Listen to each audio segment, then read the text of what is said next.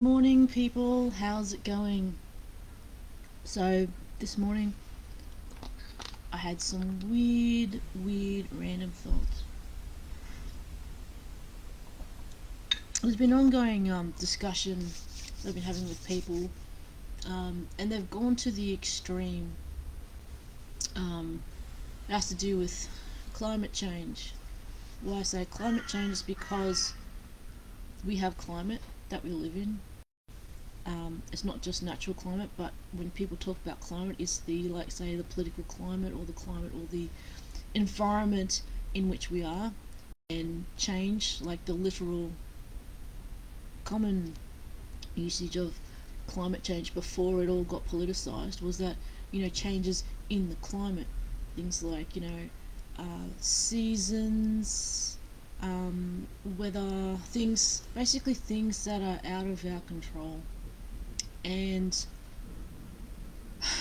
some people have gone to the massive extreme to say that, humans were the sole cause in the last 100 years of massive changes in climate, and we control everything about the climate. And I'm like, dude, no.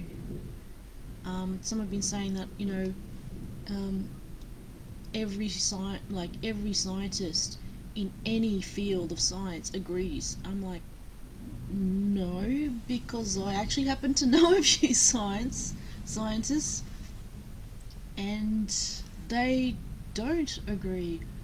Or if they do, it's very conditional, and there's lots of like subnotes and subtext, and that saying, as according to this particular um, study with these particular limitations in this scope, this is what the evidence can be interpreted to mean.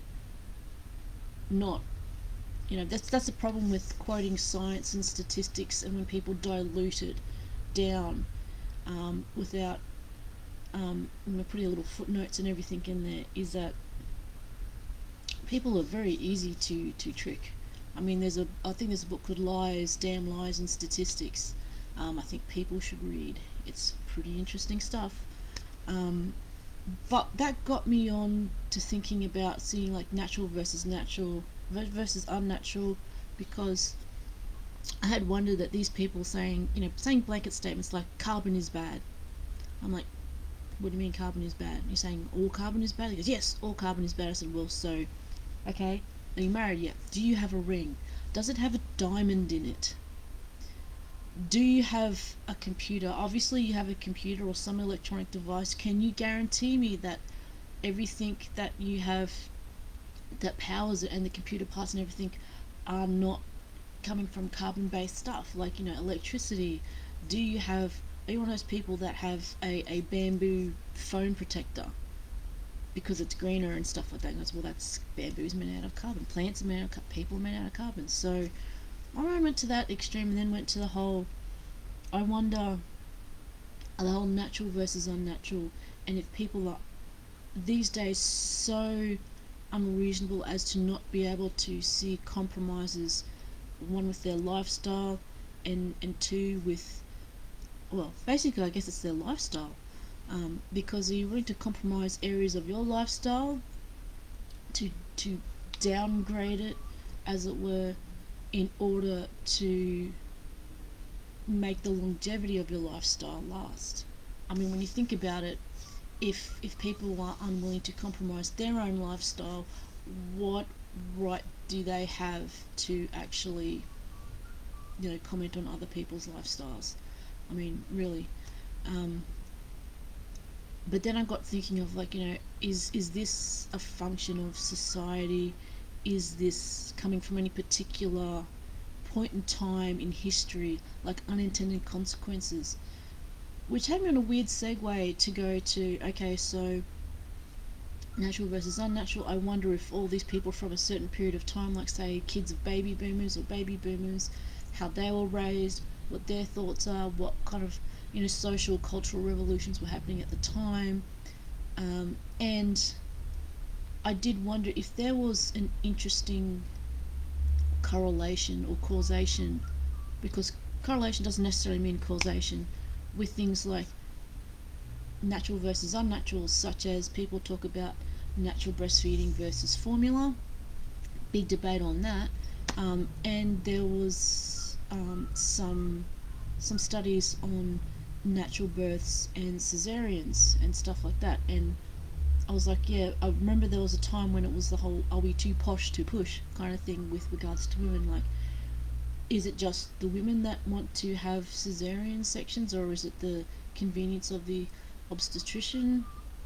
Um, if so, what are the consequences or unintended consequences long term of that? Not just the mother, but the child as well. It had me thinking because I remember someone talking about a butterfly, a beautiful, beautiful butterfly, and someone observed that they were struggling to get out the butterfly out of the pupa, struggling to get out of the pupa, and I was struggling. I was tired. It was taking a long time because it can take them hours and hours and hours for them to get out of their pupa when they develop. And one guy was like, "Oh, I'll just help it. I'll help it along." Now he helped the butterfly out of the cocoon. The butterfly, its wings were stunted, it was dull, the colours weren't there, and it died soon afterwards. It couldn't fly whatsoever. And he wondered why this was. And it turned out, after a lot more research, that the struggle to get out of the cocoon actually stimulated the the flow of chemicals and whatever bug's blood is to its wings to pump them up and to fill it full of wherever it needs to be able to increase their wingspans and poof them out into the nice big flat wings that they have, rather than have them continually shriveled. But that's the thing, I had to wonder about, okay, the help that we give people, is it actually hindering? Are we making it too easy for people? Is it hindering their growth into becoming beautiful butterflies where their wings are kind of crippled, they can only crawl, and they don't have these magnificent colours? I wonder about that. So that was an interesting thought. Probably a bit too deep for a Friday, but people go, "Oh, but they're butterflies, it's different." I go, well, yes and no. I mean, there's been times when I've helped people and then they've eventually relied upon me too much, whether it's for anything physical that I do, or emotional support, or mental support. And eventually went, you know what, that's it, I'm out, you do your thing. And oh, they've hated me, I'm sure they've said many bad things about me, um, but at the end of the day, I'm like, well, you need to have your own struggle, you need to have your own things that you overcome, because if you cannot overcome them, and you know that you overcome them on your own, to me, that gives you more confidence and surety in yourself. If you know that someone's always there to help you and all that stuff, how do you know that you can do this, that you've got this, that you have the confidence to be able to do it? Sometimes it can be tiring because you feel like you're doing everything by yourself.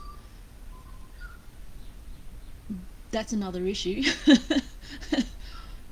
But to have the confidence to say, I can do this. I just need some time. It's something new, but I can do this.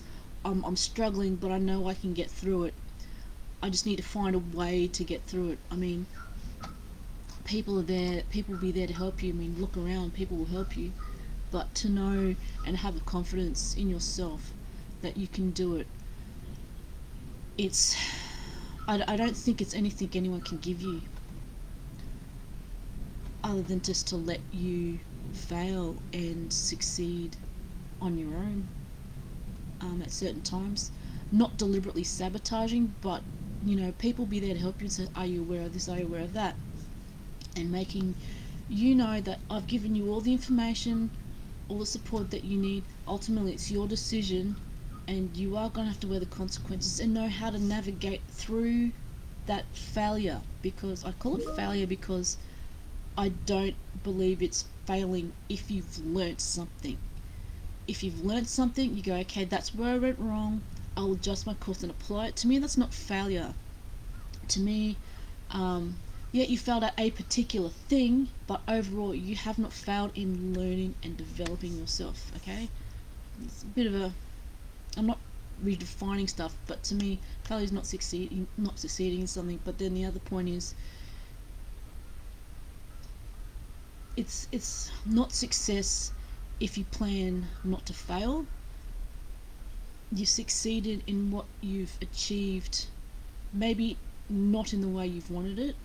Maybe at the end you go, okay, I didn't succeed in doing that, but I've learned that so I can adjust that. And did I really want to have that outcome? Sometimes I've done things like, okay, I've not succeeded that.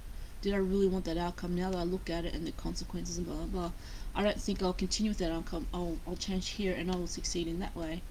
I will continue learning, applying and developing and growing and, you know, having my wins.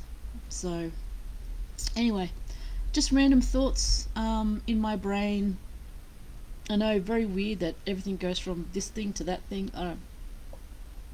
Cat logic. What can I say? Cat logic. Um, yeah, things are going well. I have a spa. Needs fixing. Needs a bit of jewelrying and stuff like that and maintenance, but I'm going to get someone out to have a look at it. But yes, things are going well. I am recovering, still a bit slow. I keep pushing it, but I'm doing quite well. Um, I think I need to put reminders for me to take a break from doing various things and go have a lie down, because sometimes I get so caught up in what I'm doing that I forget. Anyway, this weekend,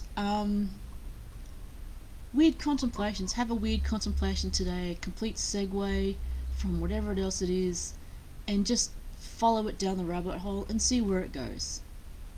Even if your brain's going, no, no, no, no, no, just go, okay, well, look, I'll let go of the reins and I'll see where this goes. It goes into really weird, interesting places. Oh well, I'll catch you guys later. Bye.